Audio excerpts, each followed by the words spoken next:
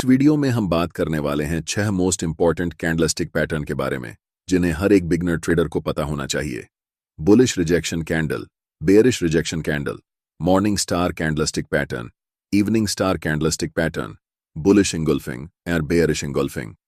Generally beginner trader सिर्फ candlestick को देखकर ट्रेड में एंट्री लेते हैं। अगर आप ऐसे करते हैं तो आप कभी भी प्रॉफिटेबल नहीं हो पाएंगे, क्योंकि चार्ट्स पर सिर्फ कैंडल का फॉर्मेशन इंपॉर्टेंट नहीं होता। जब तक आप उस कैंडल को प्राइस एक्शन के साथ नहीं जोड़ेंगे तब तक आपको रिजल्ट नहीं मिलेगा। इस वीडियो में हम एग्जैक्टली यही जानने वाले हैं कि इन सभी 6 कैंडलस्टिक पैटर्न को कैसे सपोर्ट और रेजिस्टेंस, सप्लाई और डिमांड, कैंडल के बनने के पीछे की साइकोलॉजी, कब कैंडल को ट्रेड करना है और कब कैंडल को ट्रेड नहीं करना है, यह जानेंगे। साथ ही हम इन सभी कैंडलस्टिक पैटर्न को लाइव मार्केट उदाहरण के साथ ट्रेड करके देखेंगे, जिससे आपको यह पूरा कॉन्सेप्ट अच्छे से समझ में आए, प्रैक्टिकल नॉलेज मिले और आप प्रॉफिट बना सकें। तो चलिए वीडियो को शुरू करते हैं और सबसे पहले रिजेक्शन कैंडल्स की बात करते हैं। स्क्रीन पर दिख रहे सभी कैंडल्स रिजेक्शन कैंडल्स हैं। अब आपको दिख रहा होगा कि इनमें बहुत सारे कैंडल्स जैसे हैमर कैंडल, इन्वर्टेड हैमर या फिर शूटिंग स्टार कैंडल शामिल हैं। लेकिन आपको कैंडल का नाम याद रखना जरूरी नहीं है, क्योंकि ये सारे कैंडलस्टिक पैटर्न एक ही तरीके से ट्रेड किए जाते हैं। हम इन सभी कैंडलस्टिक को 2 ग्रुप में डिवाइड करते हैं। पहला बुलिश रिजेक्शन कैंडलस्टिक पैटर्न और दूसरा bearish rejection candlestick pattern. Bullish rejection candlestick pattern की लोअर वीक बॉडी के कंपैरिजन में लंबी होती है। अगर आपको नहीं पता कि बॉडी और वीक क्या होते हैं, तो मैं बता दूं कि ये जो बॉक्स एरिया है, जो कि ग्रीन या फिर रेड हो सकता है, इसे हम कैंडल की बॉडी कहते हैं। यह हमें बताता है कि कैंडल की ओपनिंग कहां हुई थी और क्लोजिंग कहां हुई है।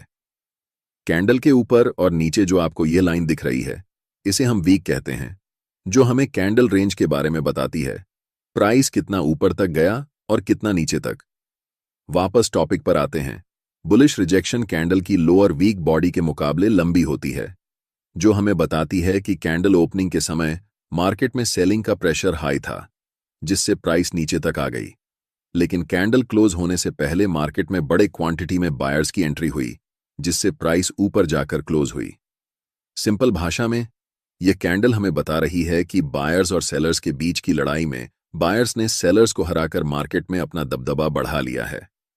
बुलिश रिजेक्शन कैंडल जनरली आपको डाउन ट्रेंड के बाद दिखाई देता है। यह कैंडल हमें संकेत देती है कि प्राइस अब यहां से ऊपर जाने वाली है। लेकिन जब हम चार्ट्स देखते हैं तो हमें बहुत सारे बुलिश रिजेक्शन कैंडल्स दिखते हैं, लेकिन हर कैंडल में इतना ताकत नहीं होता कि सिर्फ कैंडल ये डिसाइड कर सके कि अब मार्केट यहां से ऊपर जाएगी। इसीलिए हर एक अनुभवी ट्रेडर सपोर्ट, रेजिस्टेंस या फिर सप्लाई और डिमांड का हेल्प लेता है। इसीलिए मैंने आपको शुरू में कहा था कि कैंडल का सिर्फ फॉर्मेशन इंपॉर्टेंट नहीं है, बल्कि इंपॉर्टेंट यह है कि वह कैंडल किस कॉन्टेक्स्ट और लोकेशन पर बन रही है। इस उदाहरण को ध्यान से देखिए। चार्ट्स पर यह एक स्ट्रॉन्ग सपोर्ट एरिया है, जहां से प्राइस प्रीवियस चार्ट्स पर रिजेक्शन लेकर ऊपर गई है। जब भी प्राइस इस सपोर्ट एरिया पर आकर एक बुलिश रिजेक्शन कैंडल बनाती है, तब हमें मार्केट में अलर्ट हो जाना चाहिए। याद रखें, कभी भी हमें तुरंत एंट्री नहीं लेना चाहिए। जब तक हम कंफर्म नहीं हो जाते कि मार्केट अब वाकई में यहां से ऊपर जाने वाली है, तब तक हमें ट्रेड में एंट्री नहीं लेनी चाहिए।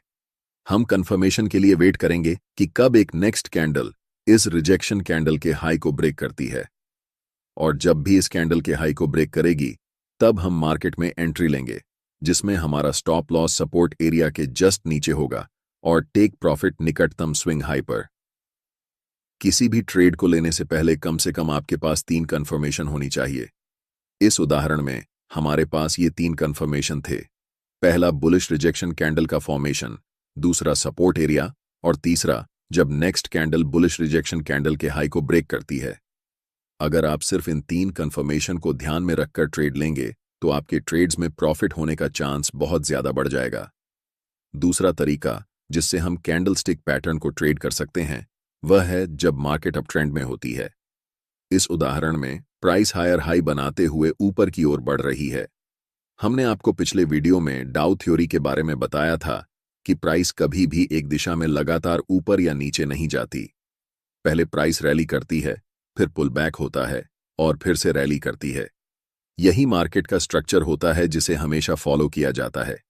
इसलिए जब भी प्राइस अप ट्रेंड में हो और रैली फेज में हो, तब हमें मार्केट में एंट्री नहीं करनी चाहिए।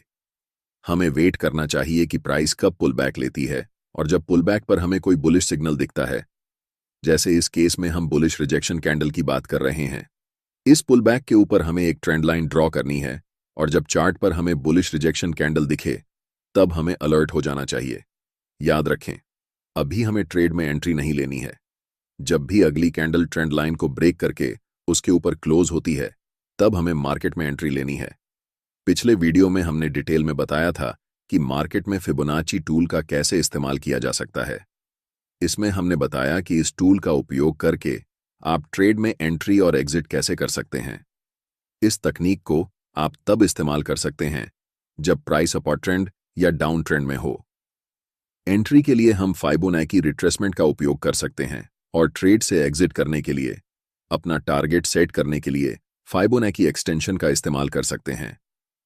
अगर आपने वह वीडियो नहीं देखा है, तो इस वीडियो को देखने के बाद उसे जरूर देखें, जहां हमने डिटेल में बताया है कि यह टूल क्या है, ट्रेड में एंट्री कैसे ली जाती है और एग्जिट कैसे लिया जाता है, सब कुछ ए से जेड तक। फिबोनाची एक्सटेंशन में हमारा टारगेट इस प्राइस पॉइंट पर आ रहा है, इसलिए हम यहां तक अपना टारगेट रखेंगे।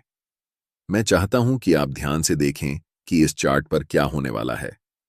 प्राइस लगातार ग्रीन कैंडल बनाते हुए ऊपर की ओर जाती है और हमारा टारगेट हिट हो जाता है। मैंने जो आपको इतना सारा चीज बताया, इससे आप सिर्फ बुलिश रिजेक्शन कैंडल में ही नहीं, बल्कि जितने भी प्रकार के बुलिश कैंडल्स होते हैं, जैसे morning star, bullish engulfing, hammer candle आदि, सभी कैंडलस्टिक पैटर्न्स के साथ इसे अप्लाई कर सकते हैं। अब इसके ठीक उलट हम बेयरिश रिजेक्शन कैंडल को ट्रेड करना सीखते हैं। इस उदाहरण को ध्यान से देखें।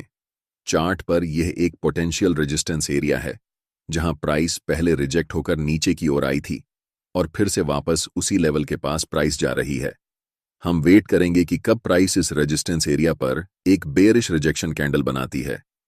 कैंडल के फॉर्मेशन के बाद जैसे ही अगली कैंडल उस कैंडल के लो को ब्रेक करेगी, तब हम मार्केट में सेल पोजीशन के लिए एंट्री लेंगे।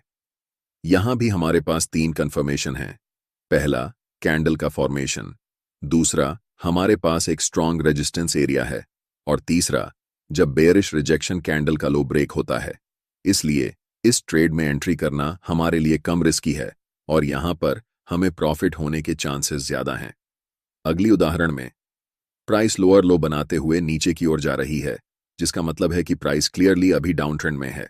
ऐसी सिचुएशन में जब डाउन रैली चलती है, तो हम उसे चलने देंगे और बीच में एंट्री नहीं लेंगे। हम वेट करेंगे कि प्राइस कब रिट्रेस करके ऊपर की ओर आती है, और जब प्राइस ऐसा करेगी, तब हम पुल बैक के नीचे एक छोटी ट्रेंड लाइन ड्रॉ करेंगे। जब वहां हमें कोई भी स्ट्रॉन्ग बेयरिश कैंडल दिखेगी, इस केस में हम बेयरिश रिजेक्शन कैंडल की बात कर रहे हैं, तो हमें अलर्ट हो जाना है। और जब भी अगली कैंडल उस ट्रेंड लाइन को तोड़कर नीचे क्लोज होती है, तब हमें मार्केट में सेल पोजीशन के लिए ट्रेड एंट्री लेनी है। इसमें हमारा पहला टारगेट नजदीकी स्विंग लो होगा, और अगले टारगेट के लिए हम फाइबोनाची एक्सटेंशन का उपयोग कर सकते हैं। हर एक ट्रेडर की सबसे बड़ी दिक्कत होती है ब्रोकरेज कैपिटल का